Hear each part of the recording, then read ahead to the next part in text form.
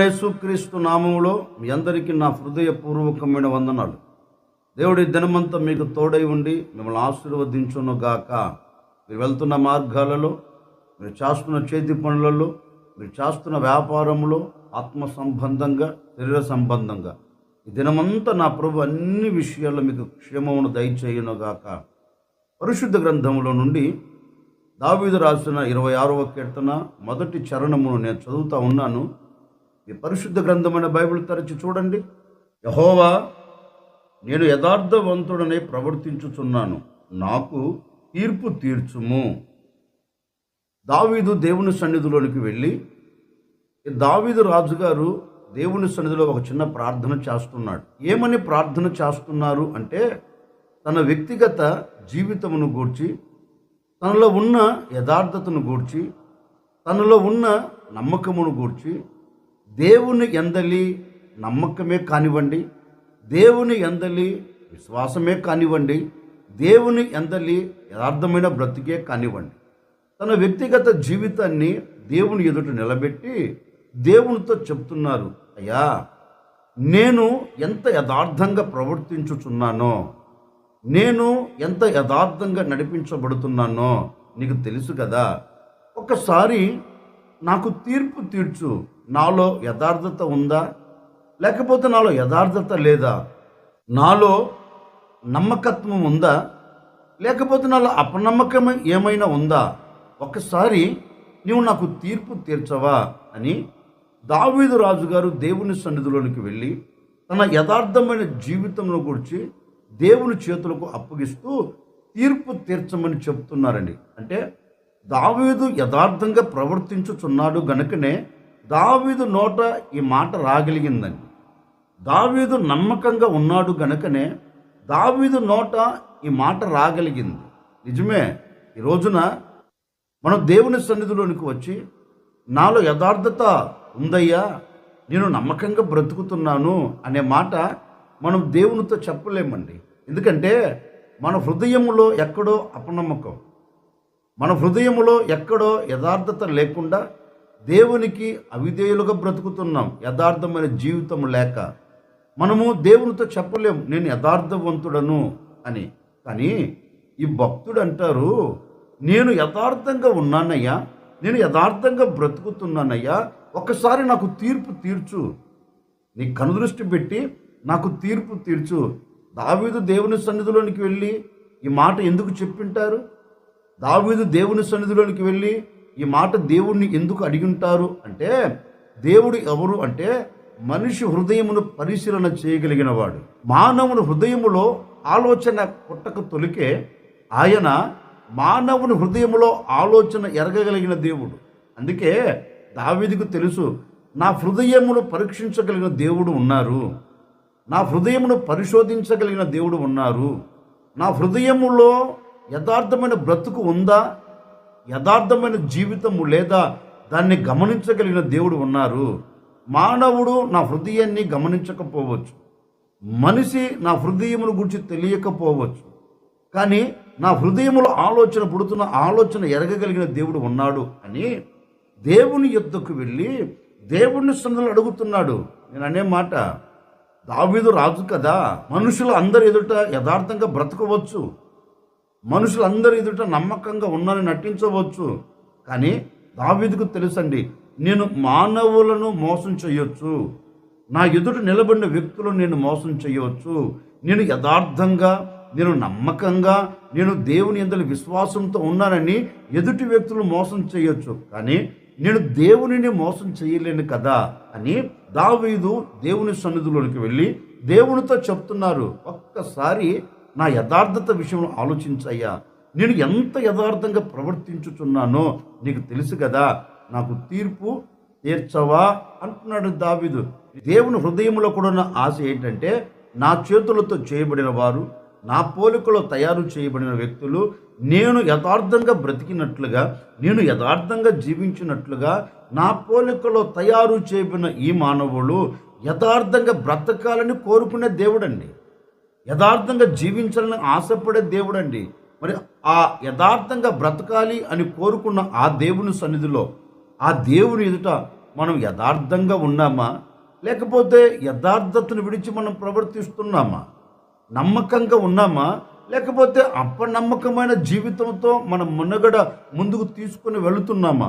ఒక్కసారి ఆలోచించాలండి. ఎందుకని ఇంతకాలం మనం దేవునికి దూరమైపోతూ, ఇంతకాలం దేవుని సన్నిధిని ఆశ్రయిస్తున్నామని మనం ఆశ్రయిస్తూ మన బ్రతుకులో యథార్థత లేక బ్రతికి ఉన్నంత కాలం ఏ ఒక్క దీవెన మనం పొందుకోలేం. అందుకే దావీదు అంటారు, ఒక్కసారి నన్ను పరీక్షించయ్యా, నన్ను పరిశోధించు, నేను నీ సన్నిధిలో ఎంత యథార్థంగా ప్రవర్తించుచున్నానో నాకు తీర్పు తీర్చు అంటాడండి. నిజమే, ఒక వ్యక్తి దేవుని సన్నిధిలో యథార్థంగా ప్రవర్తిస్తే ఆ వ్యక్తికి ఏం కలుగుతుంది? దావీదు అంటాడు కదా, నేను యథార్థంగా ప్రవర్తించుతున్నాను అంటాడు.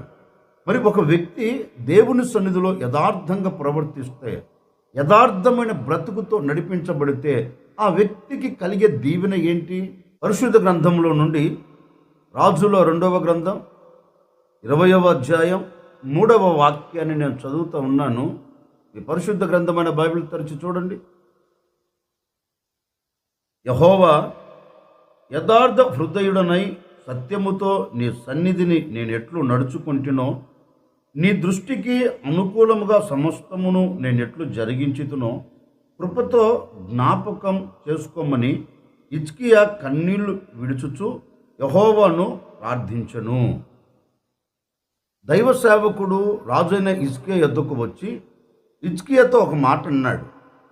రాజుగారు, దేవుడు చెప్పమన్నారు, నీకు మరణం సమీపంగా ఉందట, నీకు మరణకాలం దగ్గర పడింది, నువ్వు మరణించబోతున్నావు, దేవుడు చెప్పమన్నారు కనుక నేను నీ యొద్దకు చెప్తున్నాను అని దైవ సేవకుడు రాజుతో ఈ మాట చెప్పి తిరిగి వెళుతున్నాడండి.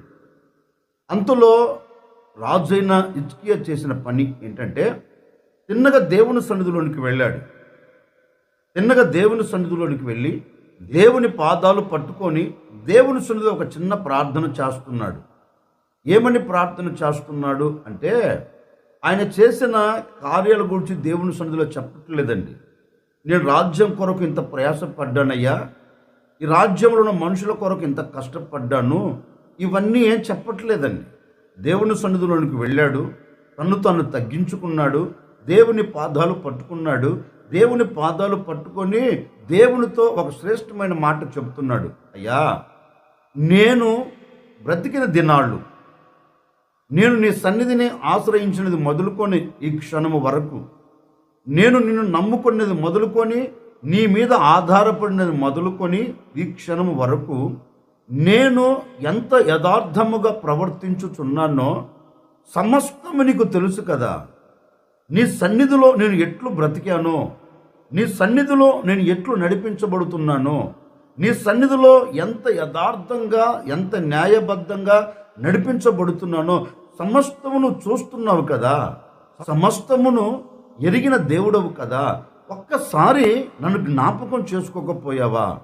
నా యథార్థతను బట్టి, నీ సన్నిధిలో నేను నడిపించబడిన విధానమును బట్టి, నీ అందలి నేను నమ్మకంగా బ్రతికిన బ్రతుకును బట్టి ఒక్కసారి కృపతో నన్ను జ్ఞాపకం చేసుకోయా అని రాజైన హిజ్కియా దేవుని సన్నిధిలోనికి వెళ్ళి దేవుని సన్నిధిలో ఒక చిన్న ప్రార్థన చేస్తున్నాడండి. చిన్న ప్రార్థన చేస్తుంటే దేవాది దేవుడు అతని యథార్థతను చూచాడు. అతనికి కలిగిన స్థితిని చూడలేదండి. అతను ఏ స్థితిలో ఉండి నాకు మొరపెడుతున్నా ఇవన్నీ చూడలేదండి. దేవుడు చూచినది ఒకటే. ఏం చూచారు అంటే, హిజ్కియా రాజు హృదయములో ఉన్న యథార్థతను చూచాడు. హిజ్కియా రాజు దేవుని సన్నిధిలోనికి వెళ్ళి తనకు కలిగిన వేదనను బట్టి, తనకు కలుగుతున్న బాధను బట్టి, తనకు కలిగిన మరణమును బట్టి దేవుని సన్నిధిలోనికి వెళ్ళి దేవుని సన్నిధిలో ఒక చిన్న ప్రార్థన చేస్తున్నాడు. అయ్యా, ఒకసారి కృపతో నన్ను జ్ఞాపకం చేసుకో.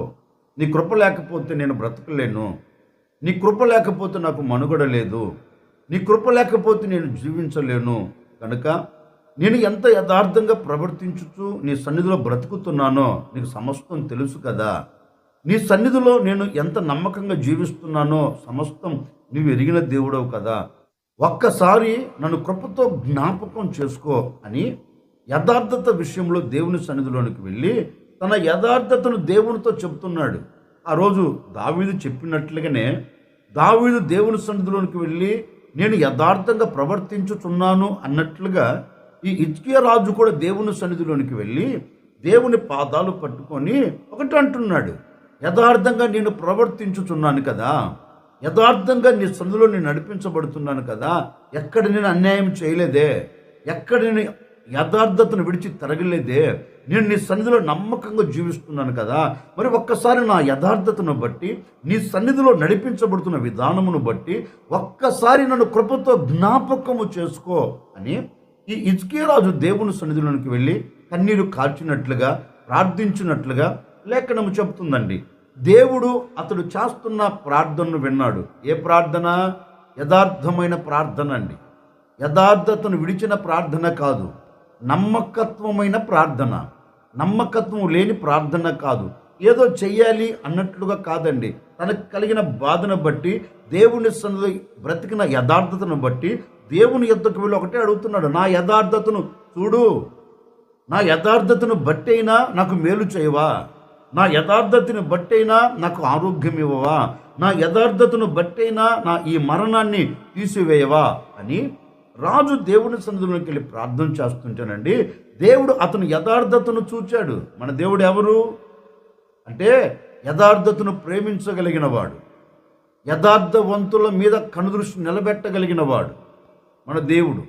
అందుకే అతని యథార్థతను చూచి అతని మీద తన మనసును నిలుపుకొని మరలా ఒక శ్రేష్టమైన వాక్కును పంపుతున్న రాజుగారి దగ్గరికి దైవ సేవకుడు, ఏ దైవ సేవకుడు అయితే చెప్పాడో అదే దైవ సేవకుడు మరలా వచ్చి ఈ రాజుతో అంటున్నారు, రాజుగారు మీరు కంగారు పడవలసిన అక్కర్లేదండి, మీరు అధైర్యపడవలసిన అక్కర్లేదండి, మీరు కృంగిపోవలసిన అక్కర్లేదండి. ఎందుకంటే నీవు ఏ దేవుని సన్నిధిలోనికైతే నీ యథార్థతను బట్టి ఆ దేవుని సన్నిధిలోనికి వెళ్ళి నీ యథార్థమైన బ్రతుకును బట్టి దేవుని సన్నిధిలో ప్రార్థించావో నీ యథార్థతను బట్టి ఆయన నీ ప్రార్థన విన్నాడు.